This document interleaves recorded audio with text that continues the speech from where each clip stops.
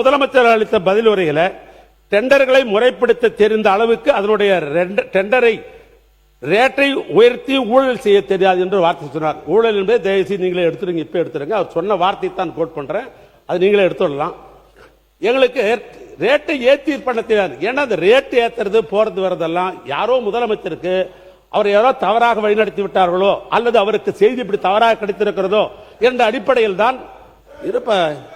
எனக்கு தெரியும் எதை பேசணும் தெரியும். அவருக்கு அதிகாரிகள் தவறாக எழுதி கொடுத்து விட்டார்களோ அது தவறாக நடத்தி விட்டார்கள். மாண்புமிகு பேரவைத் தலைவர் அவர்களே, மாண்புமிகு முன்னாள் அமைச்சருக்கு நன்றாக தெரியும். தவறாக எழுதி கொடுத்து விட்டாரோ தவறாக புரிந்து கொண்டாரோ என்ற வார்த்தைகள் அவைக்கு இப்பொழுது நீக்குமாறு கேட்டுக்கொள்ளும். வார்த்தைகள் அவைக்குள் நீக்கப்படுகிறது. மாண்புமிகு முதலமைச்சர் யாரும் வழிநடத்த தேவையில்லை, எல்லாம் தெரிந்தவர், விரல்களில் விவரங்கள் வைத்துக் கொண்டுதான் பேசுகிறார். நீங்க தொடர்ந்து பேசலாம்.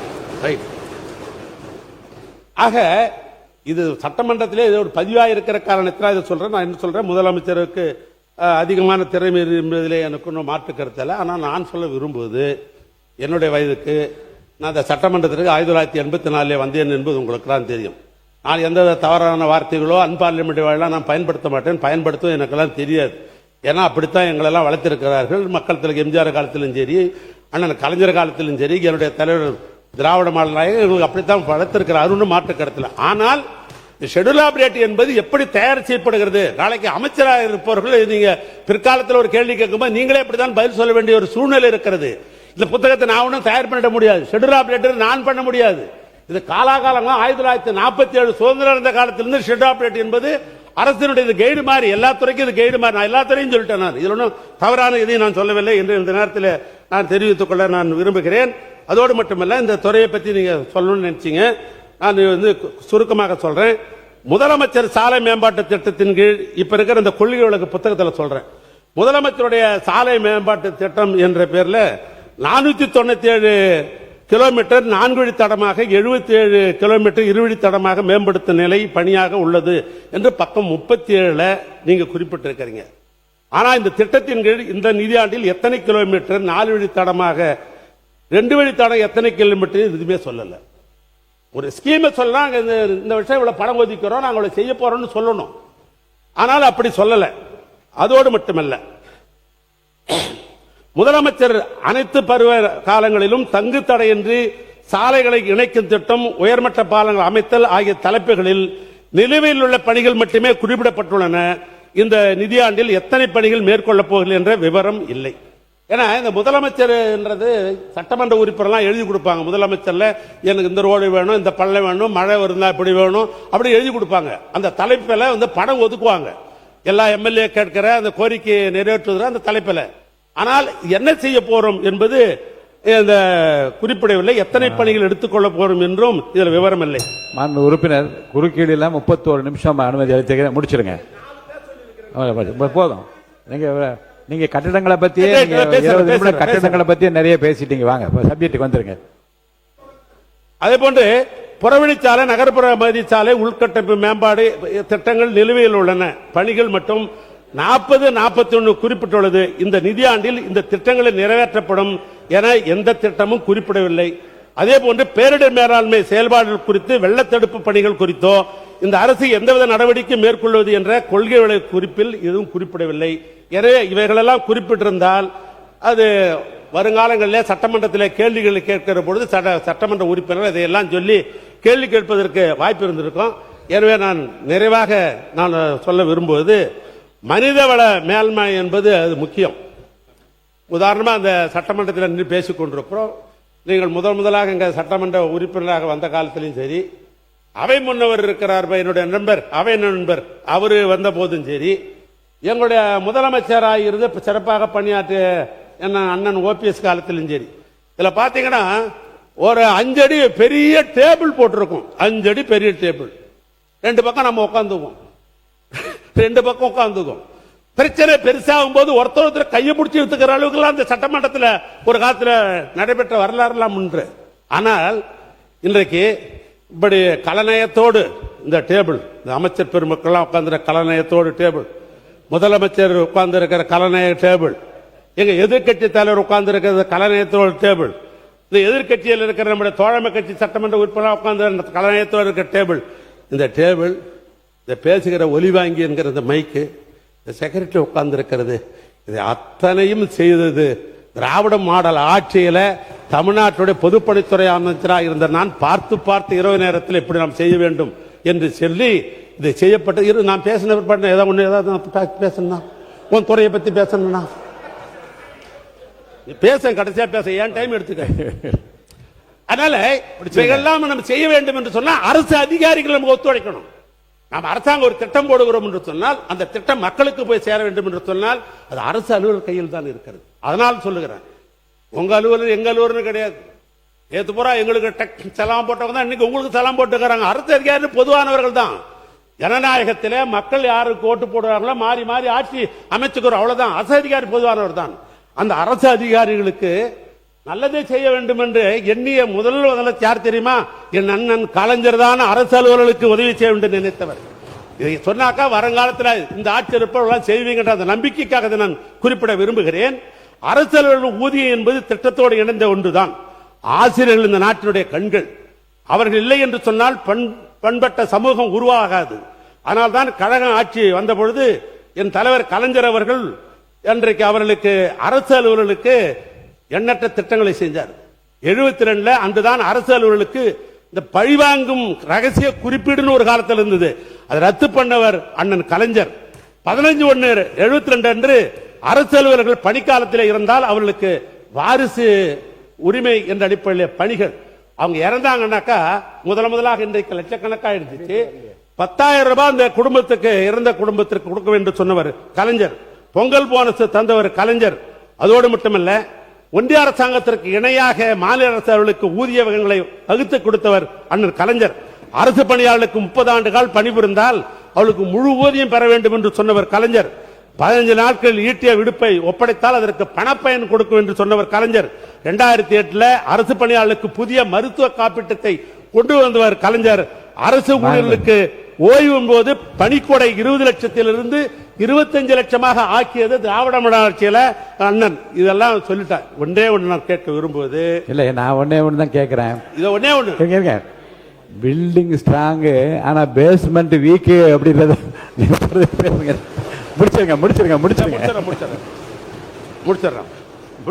பேரத்தவர்களே, 2003 ஒரு முக்கியமானது. இது நாளைக்கு உங்களே கேட்பாங்க, உங்க ஆபீஸ்ல வேலை செய்யறவங்க, ஏங்க எங்களை பத்தி பேசும்போது பெல் அடிச்சிட்டீங்களே அப்படின்னு உங்களே கேட்டுருவாங்க. நம்ம அதுக்காக சொல்றேன், வேற ஒண்ணும் இல்லை. உங்களுக்கு நல்ல பேர் ஒன்றுதான் சொல்றேன். 1/4/2003 ஏற்கனவே பழைய ஓய்வு திட்டம் இருந்தது, அதை ரத்து செய்து விட்டார்கள்.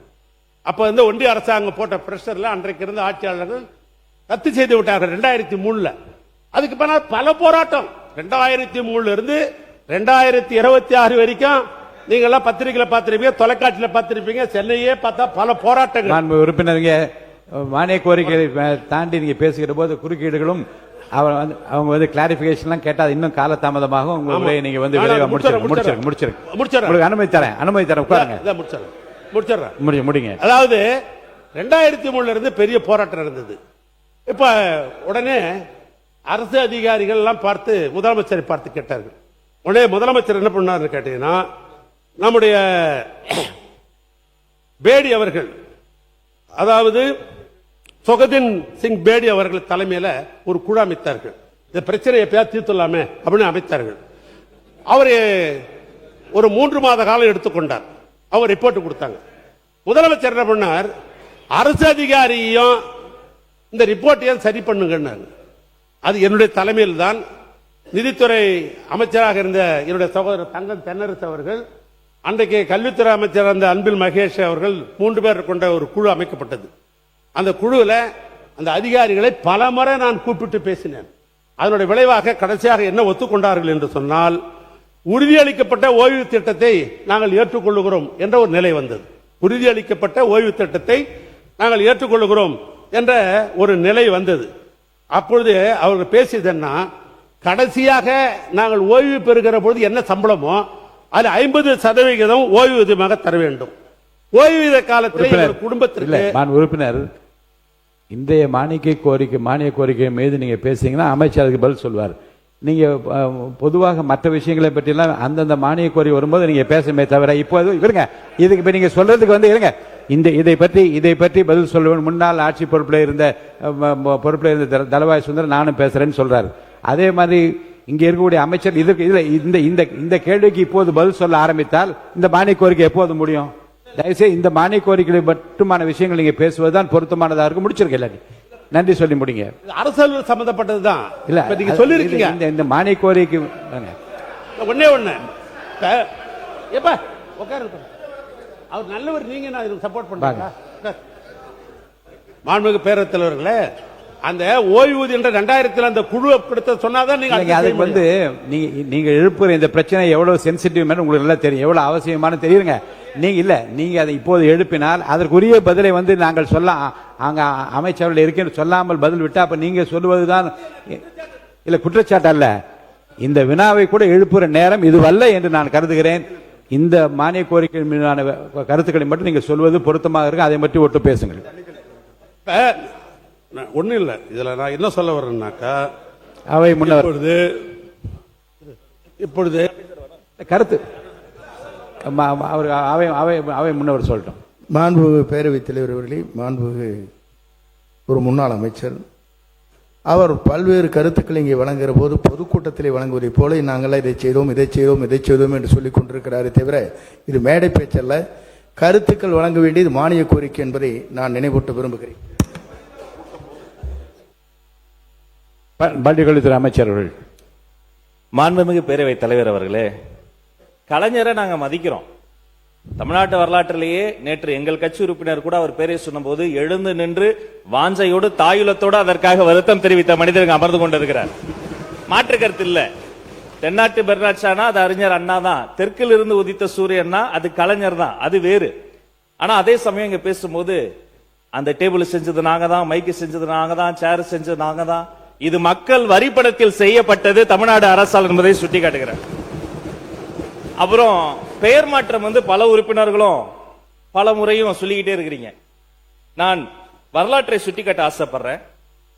96ஆம் ஆண்டுக்கு பிறகு முத்தமிழறிஞர் கலைஞர் அவர்களினுடைய ஆட்சி அமைந்த பிறகு இது அவர் பேசியது. ஒரு பெயர் மாற்றத்தை அவர் செய்தார். இது அவருடைய வார்த்தைகள்.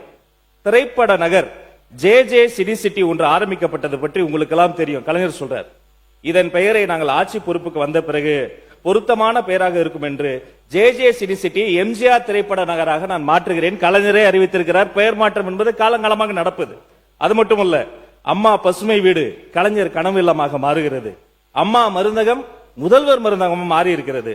அம்மா மினி கிளினிக் முதல்வர் கிளினிக்காக மாறி இருக்கிறது. ஆனா இங்க நான் 10 இடத்திற்கு போயாவது செல்வம் சேர்த்து வருவேன், நீ படிக்கின்ற வேலையை மட்டும் பாரு என்று தமிழ்நாட்டின் கல்வி கண்ணை திறந்தவர் கொள்கை தலைவர் கர்ம வீரர் காமராசர் அவர்களின் பெயர்தான். இந்த காலை உணவு திட்டம் பத்தி அவர் சொன்னாரு. அது 203 கோடியே 72 லட்சம் ரூபாய் செலவுல பெருந்தலைவர் காமராஜர் காலை உணவு திட்டமாக விரிவாக்கம் செய்யப்பட்டிருக்கிறது. ஒரு குறிப்பிட்ட வகுப்பில் இருந்து பல்லாயிரக்கணக்கான குழந்தைகளுக்கு காலை உணவு விரிவாக்கம் செய்யப்பட்டு மேம்படுத்தப்பட்டிருக்கிறது.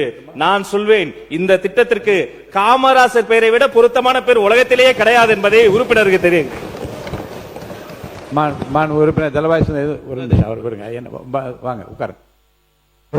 மாண்புமிகு பேரவைத் தலைவர் அவர்களே, மாண்புமிகு உறுப்பினர் அவர்கள் கூறும் பொழுது பழைய ஓய்வு திட்டத்தை பற்றி கூறினார்கள். கடந்த ஆட்சியில் என்று எங்களை பற்றி தெளிவாக சொல்லியிருக்கிறார். அவருக்கு இந்த பழைய ஓய்வு திட்டம் எங்கிருந்து வந்தது என்பது தெரியுமா தெரியாத முதல் காரணமாக பாராளுமன்றத்தில் மாண்புமிகு பாரத பிரதமர் வாஜ்பாய் இருக்கும் பொழுது 3 நாள் இதற்காக டிஸ்கஷன் நடந்தது. அப்பொழுது இவர்கள் என்ன செய்து கொண்டிருந்தார்கள்? மாண்புமிகு அம்மா அவர்கள் இதற்கு எதிர்ப்பு தெரிவித்தார்கள். இருந்த போதிலும் இவர்கள் தேர்தல் அறிக்கையிலே நாங்கள் ஆட்சிக்கு வந்தால் பழைய ஓய்வு திட்டத்தை கொடுப்போம் என்று கூறினார்கள். அதனுடைய விளைவாக தான் இந்த வரிசையில் வந்து உட்கார்ந்திருக்கிறார்கள். மாண்பு உறுப்பினர், நீங்க தொடர்ந்து பேசி முடிக்கலாம். நீங்க பேசி முடிச்சிருக்கேன். நான் அந்த பாயிண்ட்டுக்கு போகல, டைம் எடுத்துக்கீங்க. மாண்பு பேரவைத் தலைவர்களே, இப்ப ஏற்கனவே இந்த உறுதியளிக்கப்பட்ட இந்த திட்டம் ஏற்றுக்கொண்டு எங்களுடைய முதலமைச்சருக்கு OMC பாராட்டு கூட்டமே நடத்தினார்கள். நான் எதுக்காக சொல்ல வரேன்னு சொன்னா, அதையே ஏற்றுக்கொண்டார்கள். கடைசியா என்ன கேட்டாங்கன்னா, இந்த எங்களை 10% வந்து நீங்க வந்து பண்ண சொல்றீங்க, இது எடுத்துடணுமேன்னு கேட்டாங்க. நான் சொன்னேன், 26, 27 தேர்தலுக்கு பின்னால் முடிந்தால் முதலமைச்சர் சொல்லி கன்சிடர் பண்றோம், எடுத்துறோம்னு சொல்லல. அவருடைய கவனத்துக்கு கொண்டு ஏதாவது முடிக்கிறோம் என்ற அழைப்பில் சொன்னா அதிகாரி அரசு அலுவலர்கள்லாம் நிம்மதியா போனாங்க. இந்த நேரத்தில் தான் தேர்தல் வந்தது. இப்ப தேர்தலில் நல்லா அழகா இருக்குது. எனக்கு ரொம்ப இந்த புக்கை ரொம்ப பிடிச்சிக்குது. என்னன்னா எனக்கு ரொம்ப திருக்குறள் ரொம்ப பிடிக்கும். எனக்கு பொதுவாகவே நான் திருக்குறளை வச்சா நான் ஒரு புத்தகம் வெளியிட்டா எல்லாம் தெரியும் உங்களுக்கெல்லாம். இதுல தலைப்பு கூட பார்த்தா அறம் இன்பம் பொருள் என்ற அடிப்படையில் போடப்பட்டிருக்கிற அருமையான தலைப்பு இது. ஏன்னா அது வள்ளுவருடைய தலைப்பு. இதுல இந்த அறம் என்கிற அந்த தலைப்பில் 25வது பக்கத்தில் என்ன சொல்லப்பட்டிருக்கிறன்னா, பழைய ஓய்வு திட்டம் நடைமுறைப்படுத்தல் ஒரு தலைப்பில் ஒரு செய்தியை நீங்க சொல்லியிருக்கிறீங்க. திமுக அரசு கொண்டு வந்துள்ள தமிழ்நாடு உறுதியளிக்கப்பட்ட ஓய்வு திட்டத்தை தவிர்த்து ஒழிக்கப்பட்டு அரசு ஊழிய கோரிக்கையை முழுமையாக பழைய ஓய்வு திட்டம் கனிவுடன் பரிசீலிக்கப்படுன்றீங்க. அவங்க அரசு அதிகாரி நேற்று நீங்க பேச போறீங்கன்னு சொன்ன உடனே அவங்க என்ன கேட்கிறாங்க, எங்க பழைய நீங்க சொன்னீங்களா உறுதியளிக்கப்பட்ட திட்டம் கண்டினியூ ஆக போகுதா அல்லது பழைய ஓய்வு திட்டத்தை இந்த அரசாங்கம் கொடுக்க போறான்னு ஒரு தெளிவு இல்லாமல் இருக்கிறது. ஆனால் இதை பத்தி நீங்க பேசுங்க, அரசு பதில் சொல்லுவாங்கன்னு சொல்லியிருக்கிறாங்க. ஆனால் தன்னுடைய பதிலுரையிலே சம்பந்தப்பட்ட மனிதவள மேம்பாட்டுத்துறை அமைச்சர் அவர்கள் இந்த டேப் சிஸ்டம் இந்த உறுதியளிக்கப்பட்டது அது தொடருகிறதா அல்லது புதிய பழைய திட்டத்தை கொண்டு வருவீர்களா என்கிற தெளிவு அரசு அதிகாரிக்கு வேண்டும் என்பதை இந்த நேரத்தில் நான் உங்களுக்கு தெளிவாக தெரிவித்துக் கொள்ள விரும்புகிறேன். அதே போன்று நான் நிறைவு பண்ணிடுறேன். ஒரு 2 நிமிஷம் கொடுங்க, இதோட நிறைவு பண்ணிடுறேன். நீங்க பேசினதுல அரசு அலுவலர்கள் முன்பு எங்களுக்கு சலாம் போட்டார்கள், இப்போது உங்களுக்கு சலாம் போடு என்ற வார்த்தை அவை குறிப்பு நான் நீக்கிடுவேன். நீங்க எதை எடுத்தாலும் நியாயத்தை எடுத்துருங்க. மாண்புமிகு பேரவைத் தலைவர்களே, நாடு சுதந்திரம் அடைந்தது பின்பு இந்த தமிழ்நாட்டை மிக மிக எளிமையானவர்கள் எல்லாம் முதலமைச்சராக இருந்தார்கள்.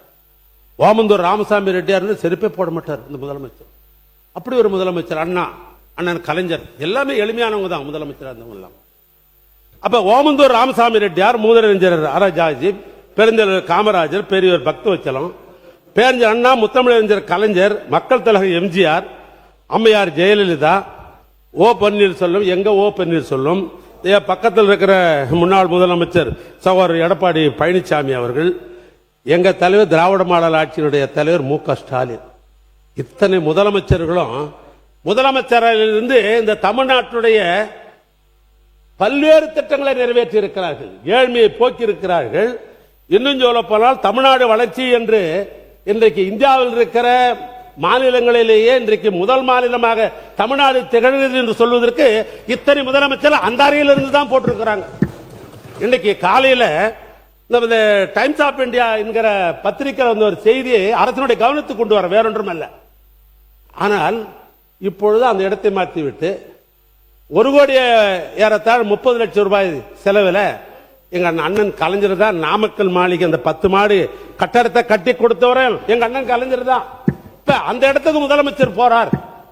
என் கேள்வி என்னன்னா, அது அவருடைய விருப்பம். யார் எந்த அறையை வைப்பது அவருடைய விருப்பம், யார் எந்த டிரைவர் வச்சுக்கிறது என்பது அவருடைய சொந்த விருப்பம். அதில் நான் தலையிட முடியாது. ஆனா இவ்வளவு திட்டங்கள் எல்லாம் இந்த நாட்டுக்கு கொடுத்த அறை இப்படி இருக்கிற பொழுது எங்க அண்ணன் கலைஞர் கட்டிருக்கிற அந்த அறைக்கு போறார் என்பதில் எனக்கு தனிப்பட்ட ஒரு விதத்தில் மகிழ்ச்சி தான். அது பிரிட்டிஷ்காரன் கட்டது, அது தமிழன் கட்டது, அது ஒன்றும் மாற்றம் இல்லை. ஆனால் இன்றைய தினம் டைம்ஸ் ஆஃப் பத்திரிகையில் என்ன செய்தி வந்திருக்கிறது சொன்னால், இந்த டைம்ஸ் ஆஃப் பத்திரிகையில் 5.54 கோடி ரூபாய் மதிப்பிலான இந்த டெண்டர் ஆன்லைனில் விடப்படவில்லை, இந்த டெண்டர்ல ஏதோ ஒரு கோளாறு இருக்குதுன்னு டைம்ஸ் ஆஃப் கொடுத்துக்கிறாங்க. அது அமைச்சர் அவர்கள் பதில் அதுக்கு சொல்லட்டும், நான் வேணான்னு சொல்லல. ஏன்னா இப்ப என் டைம் எடுத்துக்கணும், அதுக்காக சொல்றேன். நான் கடைசியா பதில சொல்லுங்க, அமைச்சருக்கு அந்த வாய்ப்பு உண்டு, மணிக்கணக்காக கூட நீங்க பேசலாம். ஆனா நான் கேட்க விரும்புவது, ஏன் அந்த அறையிலே இருந்து பணியை பார்க்க வேண்டியதானே? ஏன்னா அங்க தலைமையுடைய சங்கத்தினுடைய தலைவர்கள் அதனுடைய பொறுப்பாளர்கள் பேசுறாங்க, இங்க எங்களுக்கு உணவு அருந்ததுக்கு இடம் கிடையாது, எங்களுக்கு புழங்குறதுக்கு இடம் கிடையாது, ஓய்வுக்கு இடம் கிடையாது, இந்த இடத்தை முழுமையாக எடுத்துக்கொண்டோம் என்று சொன்னால் நாங்க எங்கே போவது என்ற அந்த ஒரு மர்மிங், அதாவது அங்கே பேசப்படுகிறது, அந்த அதிகாரிகள் அலுவலர்கள் பேசுகிறார்கள். அதையும் முதலமைச்சருடைய கவனத்திற்கு இந்த ஆட்சிக்கு கொண்டு வர நான் விரும்புவது, நீங்க எப்பவுமே இந்த டெண்டர் விஷயத்தில் நாங்கள் பியூரிசி என்று நாங்க சொன்னீங்க. ஆனா டைம்ஸ் ஆஃப் இந்தியாவில் இன்னைக்கு பக்கம் பக்கமாக இந்த டெண்டர் விஷய பணிகள்லாம் நடந்த பின்பு இப்ப ஆன்லைன் டெண்டர் என்று போடப்பட்டிருக்கிறது என்றெல்லாம் பத்திரிகையில் வந்த செய்தியை மட்டும் உங்களுடைய கவனத்துக்கு கொண்டு வந்து, மாண்புமிகு பேரவைத் தலைவர்களே, நிறைவாக ஒரு குரலை சொல்லி நான் முடிக்கலாம் என்று நான் கருதுகிறேன்.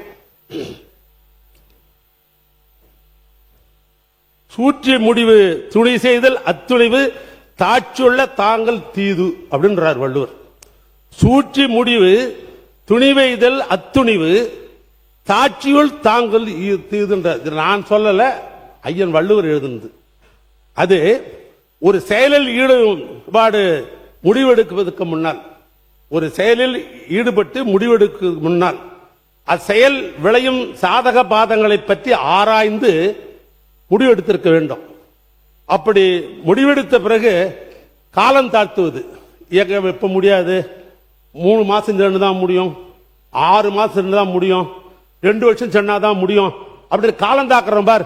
அது எங்க வந்து முடியும் என்றால் தீதில் முடியும் என்று வள்ளுவர் சொல்றார். நான் இதெல்லாம் சொல்லல, இந்த ஆட்சிக்காரர் அட்வைஸ் பண்றாரு, ரொம்ப காலதாபம் பண்ணாதீங்க, அப்படி பண்ணீங்கன்னா அது தீதாக அமையும் என்று வள்ளுவர் சொல்லுகிறார்.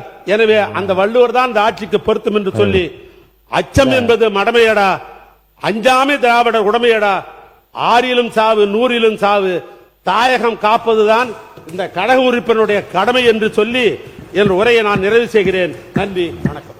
மாண்புமிகு பொதுப்பணித்துறை அமைச்சர் அவர்கள். மாண்புமிகு பேரவைத் தலைவர்களே, மூத்த உறுப்பினர் தன்னுடைய பேச்சை சிரிச்சுக்கிட்டே, பொதுவா ஊர்ல ஒரு பழமொழி சொல்லுவாங்க, இந்த வாழைப்பழத்துல ஊசி ஏத்தி அந்த வாழைப்பழத்தையே மக்கள் கொடுப்பாங்களா, அதுதான் அவருடைய பேச்சோடைய கடைசி சுருக்கம். டைம்ஸ் ஆஃப் இந்தியாவை பத்தி சொன்னாரு. கடந்த 5 வருஷத்துடைய அனைத்து பத்திரிகை செய்திகளை எடுத்து போட்டா இந்த துறை ஊழல் மட்டும்தான் செஞ்சிருக்குன்னு சொல்ல முடியும் எங்களாலையும். சோ மாண்புமிகு பேரவைத் தலைவர்கள் வரும்போதே என்கிட்ட சொன்னீங்க, இன்னைக்கு எதையும் யாரையும் குறைகள் சொல்லாமல் நம்மளுடைய திட்டங்களை பத்தி பேசுங்கன்னு சொன்னீங்க. பத்திரிகை செய்திகள் தவறானது, அதுக்கான விளக்கத்தை நான் பதில் கொடுக்கிறேன். டெண்டரே இன்னும் முடியல. எங்களுடைய முதலமைச்சர் சொன்னது உண்மை. அதுல ஒன்னு சொன்னால் ஸ்கெடியூல் ரேட் ஏன் இன்னும் அனௌன்ஸ் பண்ணலன்னு, அதுக்கும் ஒரு காரணம் இருக்கு. எங்களுடைய முதலமைச்சருடைய உரைக்கும் ஸ்கெடியூல் ரேட் அனௌன்ஸ் பண்ணாததுக்கு ஒரு காரணம் இருக்கு. இன்னைக்கு ஸ்கெடியூல் ரேட் அனௌன்ஸ் பண்ணோம்னா பொதுவா சிவில் ரேட்டுடைய விலைக்கு ஏற்ற மாதிரி பண்ணணுங்கிறது எங்களுக்கு தெரியும். பொதுவா 3%, 5%, 7% பொதுவா விலை ஏற்றுவார்கள். ஆனால் நாங்கள் போன வருஷம் என்ன இருக்கோ ஸ்கெடியூல் ரேட் அதே எல்லா டிபார்ட்மெண்ட்டுக்கும் கொடுத்திருக்கோம். ஏன் அப்படின்னா, இன்றைக்கு கூடிய சீக்கிரத்தில் வெள்ளை அறிக்கை வெளியிட போறோம். நெடுஞ்சாலை துறையிலையும் பொதுப்பணித்துறையிலையும் கடந்த 5 வருடங்களாக நடந்த அனைத்து டெண்டர்களையும் என்ன நடந்தது என்று இன்றைக்கு அவையில நாங்க சொல்ல விரும்பல. அதுல இந்த லாஸ்ட் 60 நாள்ல 20 ப்ராஜெக்ட் மேல ரீடெண்டர் விட்டோம். அதோடைய பாசிட்டிவ் ரியாக்ஷன் என்ன, முதலமைச்சர் சொன்ன மாதிரி ஹை வேல்யூ போட்டாங்க அப்படின்னு சொன்னது உண்மை. சுமார் 20லிருந்து 36% வேல்யூ கம்மியா இன்னைக்கு டெண்டர் வந்து கொண்டிருக்கு. அதை இந்த மாமன்றத்தை தாக்கல் செய்ய நாங்க ரெடியா இருக்கிறோம். ஆல்ரெடி போன கவர்மெண்ட்ல போட்ட டெண்டர்ஸ் திருப்பியும் புதுசா டெண்டர் விடும் பொழுது சுமார் 20லிருந்து 36% வரைக்கும் டெண்டரோட வேல்யூ இன்னைக்கு கம்மியாக கிடைத்து அந்த பணம் எல்லாம் நம்மளுடைய ட்ரெஷரிக்கு வந்து கொண்டிருக்கிறதுங்கிறதான் உண்மை. இதை என்னுடைய பதில் குறிப்பில் சொல்றேன். அப்புறம் மாண்புமிகு முதலமைச்சருடைய அலுவலகம் செக்ரட்டரியேட் கட்டணும்னு கலைஞர் நினைச்சாரு. அதுல ஏதாவது உடன்பாடு இல்லாம இருக்கா? மாண்புமிகு அம்மா அவர்கள் ஒரு புது செக்ரட்டரியேட் கட்டணும்னு நினைச்சாங்க, அதுலயும் உடன்பாடு இருக்கும். பட் கால சூழ்நிலை, ஏன் செக்ரட்டரியேட் கட்டணும்னு நினைச்சாங்க? அரசு அலுவலர்களா இருக்கட்டும், முதலமைச்சர் காலையில 9:30 மாலை 5:05 பல்வேறு தரப்பு அரசு ஊழியர்களாகட்டும், வெளிநாட்டு பிரதிநிதிகளாகட்டும், நம்மளுடைய விசிட்டர்ஸ் ரூம் பாத்தீங்கன்னா தெரியும். ஒரு வெளிநாட்டில இருந்து ஒரு அமெரிக்கன் கான்சுலேட்டோ ஒரு வெளிநாட்டு அதிகாரிகள் வரும்பொழுது உட்காரக்கூடிய இடம் இன்னும் அப்டேட் செய்யப்படல. இதுதான் கலைஞரும் சரி அம்மா அவர்களும் சரி ஒரு செக்ரட்டரியேட் கட்டணும்னு நினைச்சாங்க. அப்ப முதலமைச்சருடைய வேலைப்பளு புதிய திட்டங்களுக்காக அவரை சுத்தி கிட்டத்தட்ட ஒரு 200 பேர் இன்னைக்கு ஒரு நியூ விஷன், ஒரு புதிய மாற்றத்தை உருவாக்க, ஒரு நியூ ரீஸ்ட்ரக்சருக்காக தன்னுடைய அலுவலகத்தை எல்லோரும் அமரக்கூடிய, முதலமைச்சர் தான் மட்டும் நல்ல ரூம்ல உட்கார்ந்தா பார்த்தாது, அங்க இருக்கக்கூடிய நீங்க பாத்தீங்கன்னா தெரியும். இப்ப கூட நீங்க உள்ள வரலாம். S1 S2 முதலமைச்சருடைய S1 S2 S3 S4 ஒரு 100 ஸ்கொயர் ஃபீட் கூட இல்லாத ஒரு ரூம்ல உட்கார்ந்து அவங்க வேலை பார்த்துட்டு இருக்காங்க. அப்ப முதலமைச்சருடைய பரந்த உள்ளம் அனைத்து அதிகாரிகளுக்கும் ஒரு நல்ல வசதியான இடம் வேண்டும் என்கின்ற ஒரு உணர்வுடன் தான் தன்னுடைய அலுவலகத்தை அவரை சுத்தி கிட்டத்தட்ட 80 பேர் உட்கார்ந்து வேலை பார்க்கும்போது அங்க சரியான கழிவறை வசதி கூட கிடையாது. நீங்கள் இப்பொழுதும் போய் பார்க்கலாம். இதற்காக தற்காலிகமாக ஒரு ஏற்பாடுக்காக தான் இந்த இடத்தை மாத்துறாங்களே தவிர இதை மற்ற உறுப்பினர்கள் சொல்லும் போது கூட இது ஒரு ஒரு அவருடைய வசதிக்கோ அவருடைய தேவைக்கோ அவர் கிடையாது. அவரு இன்னைக்கும் சொல்றோம், நாங்க கேம்பெயின் போகும்போது ஒரு சாதாரண ஹோட்டல்ல ஏன் வண்டிலேயே வேன்லயே படுத்துட்டு சாப்பிட்டு அங்கேயே ஒரு 2 மணி நேரம் இருந்துட்டு போறக்கூடிய ஒரு எளிமையான முதல்வர் எங்களுடைய முதல்வர். அதனால இந்த தவறான தகவல்களை அவைக்கு எதுவும் தெரிவிக்க வேண்டும் நாம் சொல்கிறோம். மித்த எல்லா கேள்விகளுக்கும் என்னுடைய பதிலறிவில் நான் தெரிவிக்கிறேன்.